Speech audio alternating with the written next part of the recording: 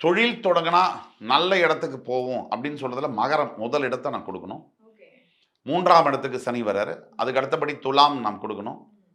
So இதுக்கெல்லாம் அடுத்தபடி ரிஷபத்துக்கு கொடுக்கணும். ரிஷபம், துலாம் அண்ட் மகரம்.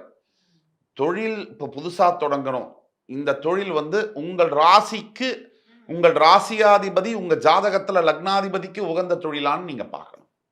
நீங்க அவசரப்பட்டு ஏதோ ஒரு தொழில் எப்படின்னா பெரும்பாலானவங்க நம்ம எல்லாருக்கும் உள்ள மனித இயல்பு தான். அங்க பக்கத்து வீட்டில் ஒருத்தங்க இருந்தாங்க.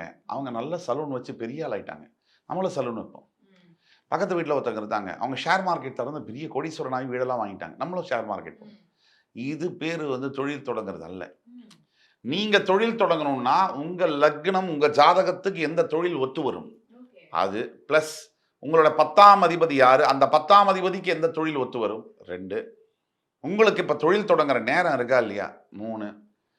உங்களுக்கு பிராக்டிக்கலா தொழில் தொடங்குறத பத்தின நாலேஜ்லாம் இருக்கா.